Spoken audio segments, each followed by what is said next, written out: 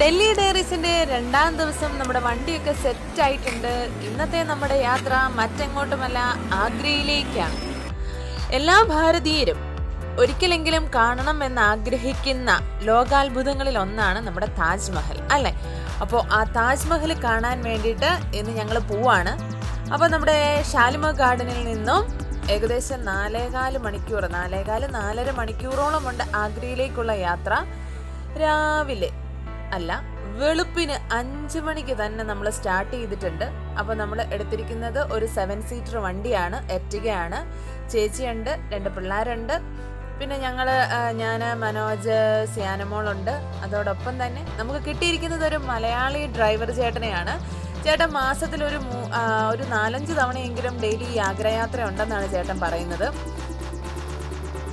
അപ്പോൾ ഏകദേശം ഞങ്ങൾ യാത്ര തുടങ്ങി ഒരു അരമണിക്കൂറിന് മേളിലായി കഴിഞ്ഞു.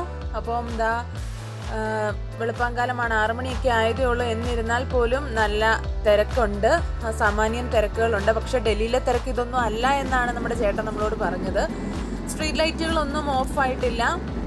ഇപ്പം നേരം പരപര വെളുത്ത് വരുന്നതേ ഉള്ളൂ നമ്മുടെ നാട്ടിൽ. പക്ഷേ ഡൽഹിയിലായതുകൊണ്ടായിരിക്കും നല്ല വെളിച്ചവും വെട്ടമൊക്കെ വീണ് കഴിഞ്ഞു. പക്ഷേ സ്ട്രീറ്റ് ലൈറ്റ് ഒന്നും ഓഫായിട്ടില്ല. അപ്പോൾ നമ്മുടെ വണ്ടി മുന്നോട്ട് പോയിക്കൊണ്ടിരിക്കുകയാണ്.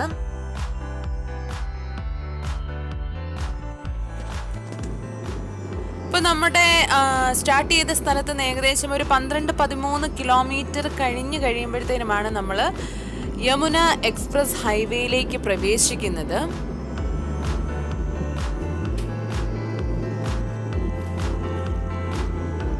കൊച്ചുവെളുപ്പാങ്കാലം ആയതുകൊണ്ട് തന്നെ റോഡിൽ തിരക്കൊന്നുമില്ല. കണ്ടോ, നല്ല സ്പീഡിൽ വെച്ച് വിടുകയാണ്. ഇതാണ് നമ്മുടെ ഡ്രൈവർ ചേട്ടൻ.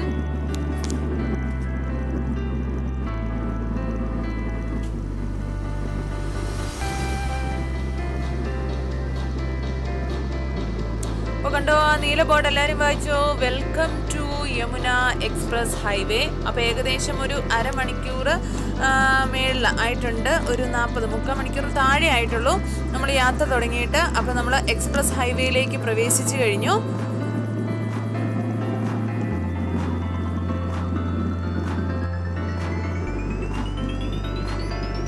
വരി പാതയാണ്. ഇവിടെ നിന്ന് മധുര 125 കിലോമീറ്റർ, ആഗ്ര 184 കിലോമീറ്റർ എന്ന് എഴുതി വെച്ചിട്ടുണ്ട്. അപ്പം ഈ പോകുന്ന വഴിക്ക് തന്നെയാണ് മധുര. നമുക്ക് മധുരയിലും ഒന്ന് കയറണം. നമ്മുടെ ശ്രീകൃഷ്ണന്റെ ജന്മസ്ഥലമാണ്. അപ്പം ഭഗവാൻ ശ്രീകൃഷ്ണന്റെ ജന്മസ്ഥാൻ മധുരയിൽ നമുക്കൊന്ന് കയറാം. യമുന എക്സ്പ്രസ് ഹൈവേയിലൂടെയാണ് നമ്മുടെ യാത്ര. 6 വരി പാതയാണ്. സിയാനമോള് ഉറക്കത്തിലാണ്. അപ്പം ഞാൻ പറഞ്ഞു ഇത് 6 വരി പാതയാണെന്ന് പറഞ്ഞു. വേണമെങ്കിൽ അത് 8 വരി പാതയാക്കാം എന്നാ പറയുന്നു. അതിനുള്ള ആ ഒരു സ്പേസ് ഉണ്ട്. അങ്ങനെയാണ് ഇതിൻ്റെ ഒരു കൺസ്ട്രക്ഷൻ എന്ന് പറയുന്നത്. ഏകദേശം 165 കിലോമീറ്റർ ലോങ്ങിൽ കിടക്കുകയാണ് നമ്മുടെ എക്സ്പ്രസ് ഹൈവേ. ഇപ്പം ഏകദേശം 1 ലക്ഷത്തിന് മേളിൽ വണ്ടികൾ ഡെയിലി ഇതുവഴി പാസ് ചെയ്യുന്നുണ്ടെന്നാണ് പറയുന്നത്. അപ്പം നമ്മുടെ ഗ്രേറ്റ് നോയിഡയും ആഗ്രയും തമ്മിലുള്ള ആ ഒരു കണക്ഷൻ, ആ ഒരു യാത്രാ ദൂരം കുറയ്ക്കാനും ഏറ്റവും പെട്ടെന്ന് ആക്സസ് ചെയ്യാനും പറ്റുന്നുണ്ട് ഈ ഒരു യമുന എക്സ്പ്രസ് ഹൈവേ വഴിയായിട്ട്. പിന്നെ നമ്മുടെ മധുരയിലേക്ക് 100 കിലോമീറ്ററും ആഗ്രയിലേക്ക് 159 കിലോമീറ്ററും കൂടെ യാത്ര അല്ലെങ്കിൽ ദൂരമുള്ളൂ. അപ്പം നമ്മൾ ഇടയ്ക്ക് ഫുഡ് കഴിക്കാൻ വേണ്ടിയിട്ട്, ബ്രേക്ക്ഫാസ്റ്റ് കഴിക്കാതെയാണ് ഇറങ്ങിയത്. അപ്പം ഇടയ്ക്കൊരു കടയിൽ ബ്രേക്ക്ഫാസ്റ്റ് കഴിക്കാൻ വേണ്ടിയിട്ട് കയറി. അപ്പം ബ്രേക്ക്ഫാസ്റ്റ് കഴിപ്പെല്ലാം കഴിഞ്ഞ് ഞങ്ങൾ വീണ്ടും യാത്ര തുടരുകയാണ്. അപ്പോൾ ഈ എക്സ്പ്രസ് ഹൈവേയിൽ ഉള്ള ഒരു റെസ്റ്റോറൻറ്റിലാണ് കഴിക്കാൻ വേണ്ടിയിട്ട് കയറിയത്. അപ്പോൾ നമ്മൾ വീണ്ടും യാത്ര തുടരുകയാണ്. അപ്പോൾ നമ്മൾ ആദ്യം പോകുന്നത് മധുരയിലേക്കാണ്. ശരിക്കും ഒരു ഗ്രാമപ്രദേശമാണ്. കാളവണ്ടികളും അല്ലെങ്കിൽ അതുപോലെ കുഞ്ഞു കുഞ്ഞു കടകളും ആ ഒരു കാണുമ്പോൾ നമുക്കറിയാം ശരിക്കും ഒരു ഗ്രാമത്തിൻ്റെ അന്തരീക്ഷം തന്നെയാണ്. ചെറിയ ചെറിയ റോഡുകളാണ്. നമ്മൾ എക്സ്പ്രസ് ഹൈവേയിൽ നിന്ന് ഇറങ്ങി കേട്ടോ. ചെറിയ റോഡിലൂടെയാണ് നമ്മൾ പോകുന്നത്. മെയിൻ റോഡാണ്, ചെറിയ റോഡ് എന്ന് ഞാൻ പറഞ്ഞത് compared to this express highway. അപ്പോൾ ഇഷ്ടംപോലെ വണ്ടികളൊക്കെ വന്നു തുടങ്ങി. അപ്പോൾ ഏകദേശം രാവിലെ എന്ന് പറഞ്ഞാൽ നമ്മൾ വെളുപ്പാങ്കാലത്ത് ഇറങ്ങിയതാണ്. ഇപ്പോൾ ഏകദേശം ഒരു 9 മണിയോളം ആയിട്ടുണ്ട്. നമ്മൾ ഇടയ്ക്ക് കഴിക്കാനൊക്കെ നിർത്തിയായിരുന്നു.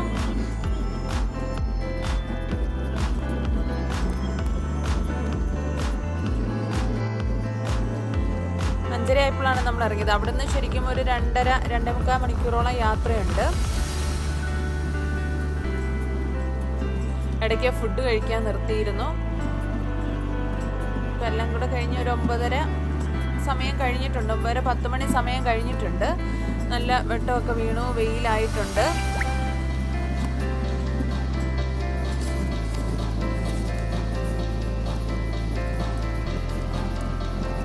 ശരിക്കും ഒരു ഗ്രാമാന്തരീക്ഷമാണ് കേട്ടോ. ഒരു ഗ്രാമത്തിൻ്റെ പ്രതീതിയൊക്കെയാണ്. ആൾക്കാരുടെ ലൈഫ് സ്റ്റൈല്, അവിടുത്തെ വണ്ടികൾ, പിന്നെ അങ്ങനെയുള്ള കാര്യങ്ങളൊക്കെ ശരിക്കും അങ്ങനെ ഒരു അന്തരീക്ഷമാണ് നമുക്ക് തോന്നുന്നത്.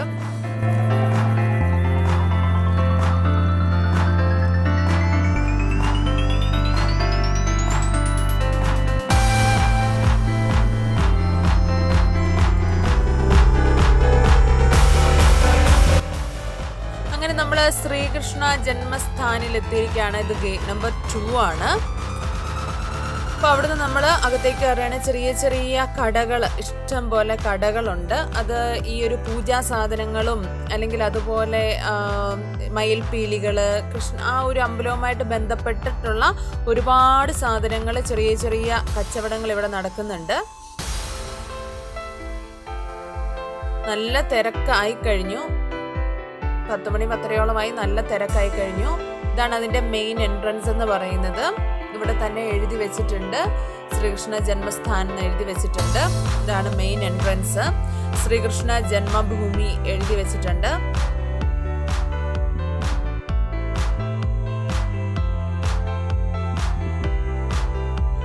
അകത്തേക്ക് കയറുകയാണ്. കൂടുതലും ഇവിടെ ആൾക്കാർ പ്രാർത്ഥിച്ചും വ്രതമെടുത്തും അങ്ങനെയൊക്കെയാണ് കൂടുതലും ആൾക്കാർ വരുന്നത്. ഒരു തീർത്ഥാടനം പോലെ. എന്നിരുന്നാലും ടൂറിസ്റ്റുകളും ഉണ്ട്. ഇതൊരു അമ്പലങ്ങളാണ്. ചെറിയ ചെറിയ അമ്പലങ്ങൾ ഇതിനകത്ത് നമുക്ക് കാണാം.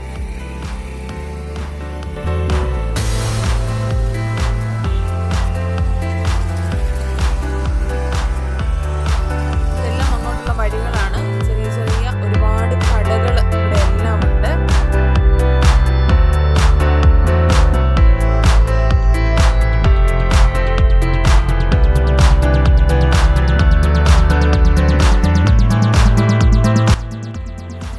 നമുക്ക് അമ്പലത്തിൻ്റെ കോംപ്ലക്സിനുള്ളിൽ കാണാൻ പറ്റുന്ന ഒരു ഒരു കുളമാണ്.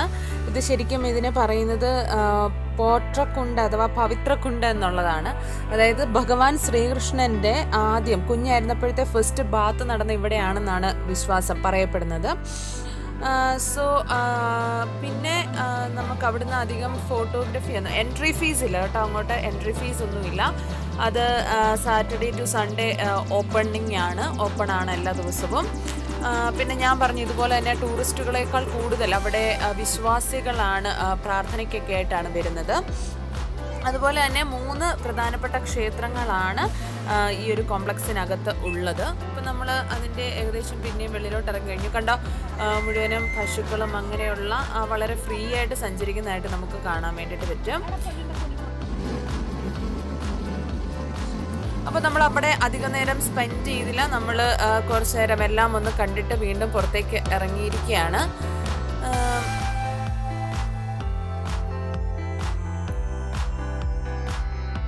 Welcome to Agra. അപ്പോൾ നമ്മൾ വീണ്ടും അടുത്ത നമ്മുടെ മെയിൻ ഡെസ്റ്റിനേഷനിലേക്ക് പോയിക്കൊണ്ടിരിക്കുകയാണ്, ആഗ്രയിലേക്ക്. വീണ്ടും നമ്മൾ യമുന എക്സ്പ്രസ് ഹൈവേയിലേക്ക് പ്രവേശിച്ചു. അവിടെ നമ്മൾ നേരെ പോയിക്കൊണ്ടിരിക്കുകയാണ്. അപ്പോൾ ഞാൻ പറഞ്ഞു അല്ലേ, ലോകാത്ഭുതങ്ങളിൽ ഒന്നായ താജ്മഹൽ കാണാൻ വേണ്ടിയിട്ട് ആഗ്രഹിക്കാത്ത മനുഷ്യരില്ല. ഭാരതീയരായ നമ്മൾ എല്ലാവരും ഒരു തവണയെങ്കിലും സന്ദർശിച്ചിരിക്കേണ്ട ഒരു സ്ഥലമാണ് താജ്മഹൽ എന്ന് പറയുന്നത്.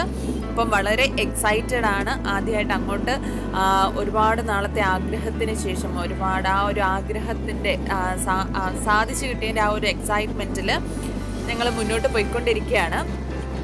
അപ്പോൾ ഞാൻ പറഞ്ഞു, നമ്മൾ രാവിലെ പുലർച്ചെയാണ് ഇറങ്ങിയത്. അപ്പോൾ എങ്ങനെ വന്നാലും ഈ ആഗ്രയൊക്കെ കാണാൻ വേണ്ടിയിട്ട്, താജ്മഹൽ കാണാൻ വേണ്ടിയിട്ട് നമ്മൾ പോകുമ്പോൾ നമ്മുടെ ഒരു എക്സ്പീരിയൻസിൽ നിന്ന് പറയുകയാണ്, അവിടെ ചെന്ന് ആഗ്രയിൽ താമസിച്ച് പുലർച്ചെ രാവിലെ താജ്മഹൽ കാണുക. അതായിരിക്കും ഏറ്റവും ആപ്റ്റായിട്ടുള്ള സമയം. അല്ലെങ്കിൽ ചൂടാണ്, ഇങ്ങനത്തെ പ്രശ്നങ്ങളൊക്കെ ഒരുപാടുണ്ട്.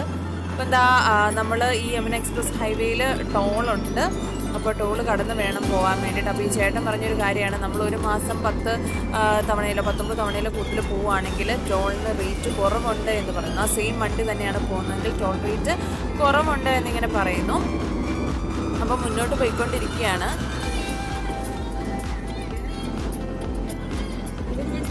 അപ്പോൾ ഞാൻ പറഞ്ഞു വന്ന ഇതാണ്, ഞങ്ങൾ രാവിലെ 5:30 ഇറങ്ങിയെന്ന് പറഞ്ഞാലും അവിടെ മധുരയിലെല്ലാം കയറി നമ്മൾ അവിടെ ചെന്നപ്പോഴത്തേനും ശരിക്കും ഉച്ച സമയമായി. നല്ല ചൂടായിരുന്നു, ഒരുപാട് റഷ്, ഒരുപാട് ആൾക്കാർ വന്നു.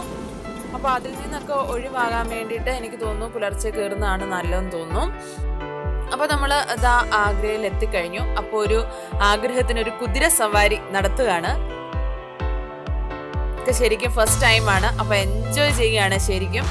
ഇപ്പം സേനമോളുടെ ഉറക്കം എല്ലാം കഴിഞ്ഞ് എണീറ്റു. ഞങ്ങളൊരു കുതിരസവാരിയിലേക്ക് പോവാണ്. കുതിരസവാരിയാണ്. അപ്പോൾ നമ്മുടെ ആഗ്രയിലെ നമ്മൾ ബസ് വന്ന് നമ്മുടെ വണ്ടി വന്ന് പാർക്ക് ചെയ്തതിന് ശേഷം ഇലക്ട്രിക് റിക്ഷകളാണ് കേട്ടോ അങ്ങോട്ട് ട്രാൻസ്പോർട്ടേഷന് വേണ്ടിയിട്ടുള്ളത്. അപ്പം നമ്മൾ കുതിരവണ്ടി എടുത്തു എന്നുള്ളതേ ഉള്ളൂ. അപ്പം ഈസ്റ്റ് ഗേറ്റ്, എക്സിറ്റ്, അങ്ങനെ പല ഗേറ്റുകളുണ്ട്. ഇതാണ് അതിൻ്റെ മെയിൻ ഗേറ്റ് എന്ന് പറയുന്നത്. ഇതിനെ ചുറ്റും സറൗണ്ട് ചെയ്ത് ഒരു വോളായിട്ട് ഇങ്ങനെ നിൽക്കുകയാണ് കേട്ടോ. അപ്പം എൻട്രൻസ് ഗേറ്റ് ഉണ്ട്, എക്സിറ്റ് ഗേറ്റ് ഉണ്ട്. നമ്മൾ എൻട്രൻസ് ഗേറ്റിലാണ് നിൽക്കുന്നത്. അപ്പോൾ നല്ല റെഡ് കളർ മാർബിളിലാണ് എൻട്രൻസ് വന്നിരിക്കുന്നത്. ചേച്ചിയും കുട്ടികളുമാണ്. അപ്പോൾ നമുക്ക് പയ്യെ അകത്തേക്ക് പോവാം. ടൂറിസ്റ്റ് ഗൈഡ് ഇവിടെ അവൈലബിൾ ആണ്.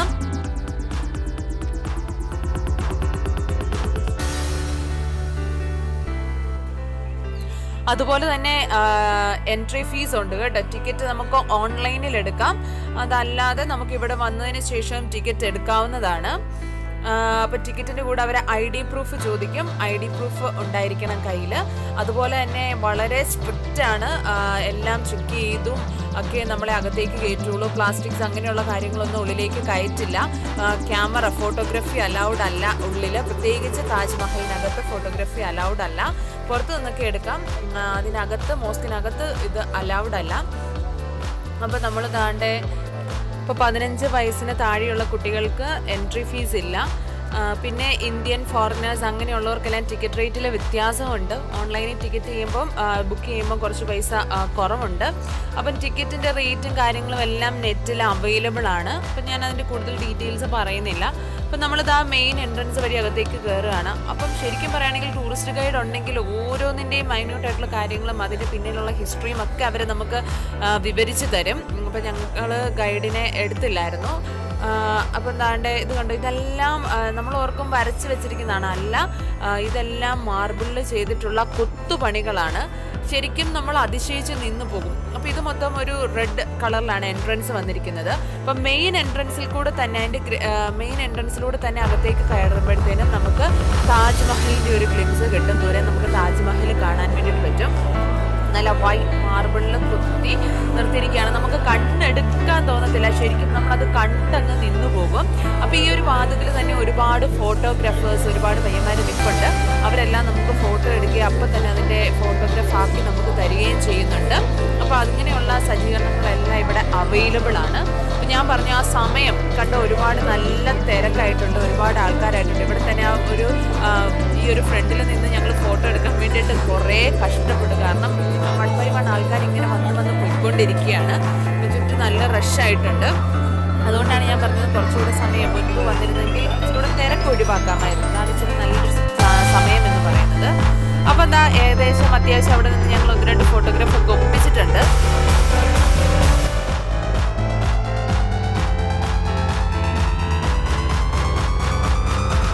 അതിൻ്റെ ഫ്രണ്ടിൽ തന്നെ നല്ല ഗാർഡൻ സെറ്റ് ചെയ്തിട്ടുണ്ട്. വാട്ടർ ഡാൻസ് നടുക്കൂടെ ചെറുതായിട്ടുണ്ട്.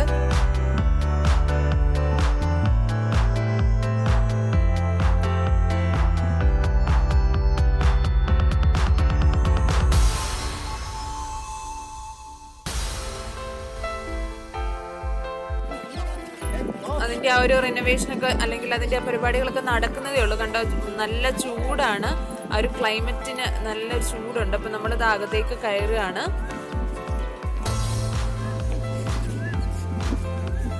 അപ്പോൾ മെയിൻ ഗേറ്റ് കടന്നകത്തേക്ക് കയറി കഴിഞ്ഞാൽ ഈ ഒരു ടൂംബാണ് അതിൻ്റെ ഏറ്റവും പ്രത്യേക ആകർഷണം എന്ന് പറയുന്നത്.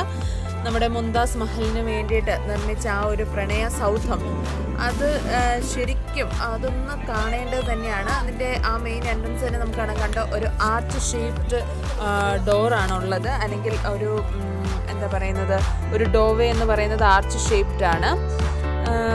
അതിൻ്റെ മുകളിലേക്ക് വലിയൊരു കുടാരം പോലെ വന്നിട്ടുണ്ട്. എല്ലാം മാർബിളിൽ, നല്ല വൈറ്റ് മാർബിളിൽ ചെറിയ ചെറിയ എന്താണ് കൊത്തുപണികളോടുകൂടിയാണ് ഇത് നിർമ്മിച്ചിട്ടുള്ളത്. ഇതാണ് അതിൻ്റെ മെയിൻ ബിൽഡിംഗ് എന്ന് പറയുന്നത്. അപ്പോൾ മെയിൻ ഗേറ്റ് വേയിലൂടെയാണ് നമ്മൾ അകത്തേക്ക് കയറിയത്, ദർവാസ എന്ന് പറയും. അവിടുന്ന് നമ്മൾ വരുന്നത് അതിൻ്റെ താജ്മഹൽ മെയിൻ ബിൽഡിംഗ് നമുക്ക് കാണാം.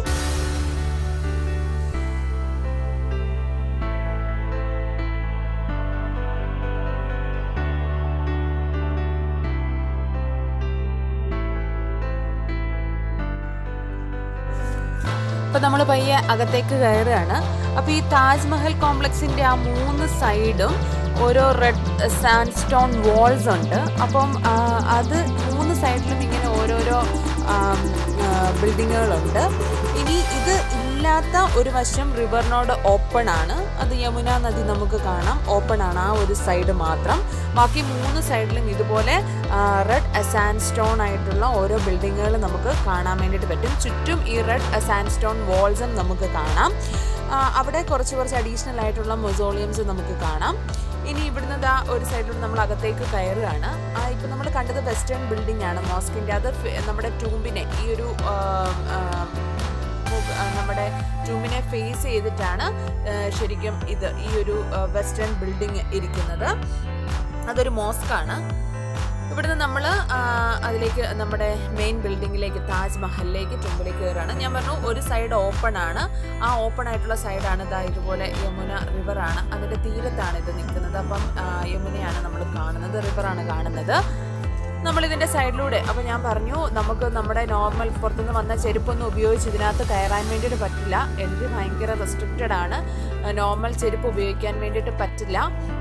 അവരിവിടുന്ന് ഒരു കവർ തരും. ആ കവർ ചെരുപ്പ് അത് വേണം നമ്മൾ ധരിച്ച് അകത്തേക്ക് കയറാൻ വേണ്ടിയിട്ട്. ഒരു ഫുഡ് കവർ തരും, അത് ധരിച്ച് വേണം അകത്തേക്ക് കയറാൻ വേണ്ടിയിട്ട്. അതുപോലെ തന്നെ പ്ലാസ്റ്റിക് ബാഗുകളോ നമ്മുടെ എഡിബിൾ ആയിട്ടുള്ള ഐറ്റം ഒന്നും ഇതിനകത്ത് കയറ്റാൻ വേണ്ടിയിട്ട് അവർ സമ്മതിക്കത്തില്ല. അപ്പം ഫോട്ടോഗ്രാഫി പ്രത്യേകിച്ച് നമ്മുടെ താജ്മഹലിനുള്ളിൽ അലൗഡ് അല്ല. പുറത്തൊക്കെ നമുക്ക് ഇതുപോലെ എടുക്കാം എന്നുള്ളതേ ഉള്ളൂ. ഇനി നമ്മുടെ ടൂംബിനെ ഫേസ് ചെയ്തിട്ടുള്ള വെസ്റ്റേൺ ബിൽഡിംഗ് ആണ് നമ്മൾ കണ്ടത്. ഇനി നമ്മൾ ഇതിൻ്റെ സൈഡിലൂടെ താജ്മഹലിനുള്ളിലേക്ക് കയറുകയാണ്.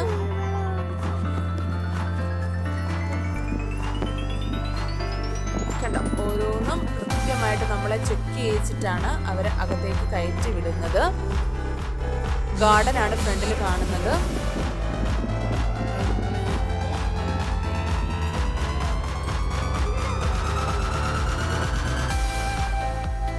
നമ്മുടെ ചെരുപ്പൊക്കെ ഊരി മാറ്റി, കണ്ടോ കാലിലൊരു ഫുഡ് കവർ അവർ തന്നിട്ടുണ്ട്. അത് ധരിച്ചിട്ടാണ് നമ്മൾ ഉള്ളിലേക്ക് കയറുന്നത്. കയറുമ്പോൾ തന്നെ ഒരു ആർച്ച് ഷേപ്ഡ് ഡോറാണ്. എൻ്റെ പൊന്നോ, ശരിക്കും പറയുകയാണെങ്കിൽ ഓരോ മാർബിൾ കൊത്തുകളും ശരിക്കും ആ ഒരു ആർക്കിടെക്ചറിൻ്റെ ആ ഒരു, നമുക്ക് പറയാൻ വാക്കുകളില്ല, അത്രയും ഭംഗിയായിട്ടാണ് ആ ഓരോന്ന് മാർബിളിൽ കൊത്തി എടുത്ത് വെച്ചിരിക്കുന്നത്. എല്ലാം നല്ല രീതിയിൽ, ഒന്നും പറയാനില്ല, അത്രയും നമ്മൾ കണ്ട് തന്നെ അനുഭവിക്കണം. കണ്ട കളേർഡ് ആയിട്ടുള്ള ചെറിയ ഫ്ലോറൽ വർക്കുകൾ നമുക്ക് കാണാം. ഇതൊന്നും പെയിൻറ്റിങ് അല്ല, ഇതെല്ലാം മാർബിളിൽ ചെയ്തത് തന്നെയാണ്.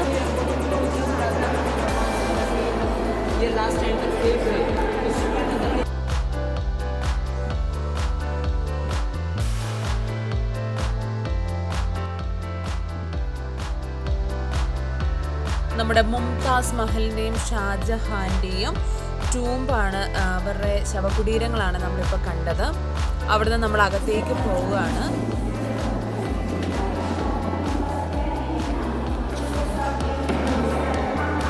ഇതിനകത്തൊന്നും ഫോട്ടോഗ്രാഫി അലൗഡ് അല്ല, നമ്മൾ പയ്യെ ഇങ്ങനെ എടുത്തതാണ്. മൊബൈലിൽ ചെറുതായിട്ട് പകർത്തിയ ദൃശ്യങ്ങളാണ്. അപ്പോൾ നമ്മൾ അവിടെ എല്ലാം കണ്ട് വേറെ ഫോട്ടോസൊന്നും നമുക്ക് കിട്ടിയിട്ടില്ല. നമ്മൾ വെളിയിലേക്ക് ഇറങ്ങി പുറത്തു നിന്നുള്ള 1-2 ഫോട്ടോസ് അല്ലെങ്കിൽ വിഷ്വൽസ് ആണ് നമ്മൾ എടുക്കുന്നത്. അപ്പോൾ ഈ മെയിൻ ബിൽഡിങ്ങിന് ചുറ്റും 4 മിനറേറ്റ്സുകളുണ്ട്. ഇതാ യമുന തീരം ആണ് കാണുന്നത്, യമുനയാണ് കാണുന്നത്, റിവർ യമുന. ഒരു മോസ്ക് ആണ് അപ്പുറത്ത് നമ്മൾ കാണുന്നത്, ഇതിനെ ഫേസ് ചെയ്തിരിക്കുന്ന മോസ്ക് ആണ് കാണുന്നത്. കണ്ടോ, 3 സൈഡിലും, ഒരു സൈഡിലും മെയിൻ എൻട്രൻസ് ആണ് റെഡ് സാൻഡ് സ്റ്റോണിലുള്ളത്, പിന്നെ 2 സൈഡിലും ഓരോ മോസ്കുകൾ നമുക്ക് കാണാം. കണ്ടോ, ഇത് നമ്മൾ താജ്മഹലിൽ നിന്നും മുന്നോട്ട് നോക്കുകയാണ്. നമ്മൾ മെയിൻ ഗേറ്റിലാണ്. വീഡിയോയുടെ തുടക്കത്തിൽ നമ്മൾ അവിടെ നിന്ന് ഇങ്ങോട്ട് കണ്ടു അല്ലേ. ഇനി അതിന്റെ ഗാർഡൻ ആണ്, ഇത് ഗാർഡൻ ഏരിയ ആണ്, അതിലൂടെയാണ് നമ്മളിപ്പോൾ നടക്കുന്നത്. ചൂട് വളരെ കൂടുതലാണ്. വെള്ളം നമ്മുടെ കയ്യിലൊന്നും നമുക്ക് അകത്തേക്ക് എടുക്കാൻ വേണ്ടിയിട്ട് പറ്റത്തുമില്ല. അതുകൊണ്ട് വളരെ ഒരു ക്ഷീണിച്ച അവസ്ഥയിൽ എത്തിക്കഴിഞ്ഞു. അതുകൊണ്ടാണ് ഞാൻ ആ ഒരു സമയം, രാവിലെയൊക്കെ വരികയാണെങ്കിൽ റഷും ചൂടും എല്ലാം കുറവായിരിക്കും. അതാണ് ഞാൻ നിങ്ങളോട് ആ സമയം പറഞ്ഞത്. അപ്പോൾ ഇതിൻ്റെ ചുറ്റും ഇതുപോലെ തന്നെ റെഡ് സാൻഡ് സ്റ്റോണിൽ വാളുകളുണ്ട്, ചുറ്റും വോളുണ്ട്. ഇത് ദൂരെ നിന്ന് നമ്മുടെ താജ്മഹലിൻ്റെ ഒരു ദൃശ്യവും കൂടെയാണ്.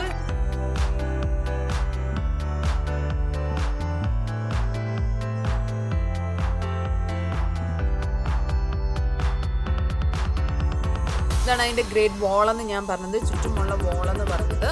ഇനി നമുക്ക് പയ്യെ താജ്മഹലിൽ നിന്ന് ഇറങ്ങാനുള്ള സമയമായി. അതാണ്ട് ഇലക്ട്രിക് റിക്ഷാസ് അവയിലാണെന്ന് പറഞ്ഞു. ഇങ്ങോട്ട് നമ്മളൊരു വെറൈറ്റിക്ക് വേണ്ടി കുതിര സവാരിയാണ് നടത്തിയത്. അങ്ങോട്ട് നമുക്ക് ഇലക്ട്രിക് റിക്ഷയിൽ കയറാം. 8 പേരോളം കയറാൻ പറ്റുന്ന ഇലക്ട്രിക് റിക്ഷകളാണ്. അത്ര ആൾക്കാർ വരുമ്പോഴത്തേനും അവർ ഷട്ടിൽ അടിക്കുന്ന പോലെ ഇരിക്കും ഇവിടെ. ഇത് ആ ഗവൺമെന്റിന്റെ തന്നെയാണ്.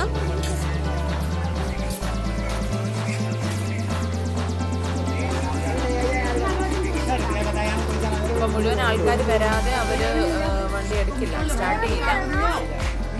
ഇങ്ങനെ ഒരുപാട് റിക്ഷാസ് ഇങ്ങനെ നിർത്തിയിട്ടുണ്ട് അവിടെ. കണ്ടോ, ഇത് ആൾക്കാരെ അവിടെ നിന്ന് ഇങ്ങോട്ട് കൊണ്ടുവരികയാണ്. 8 പേരല്ല, അതിൽ കൂടുതൽ ആൾക്കാർക്ക് ട്രാവൽ ചെയ്യാം.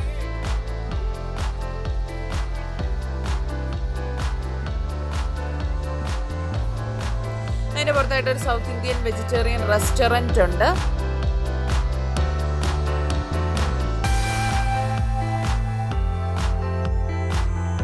അപ്പോൾ നമ്മൾ ഇവിടുന്ന് പയ്യെ നമ്മുടെ താജ്മഹലൊക്കെ കണ്ട് പയ്യെ തിരിക്കുകയാണ്.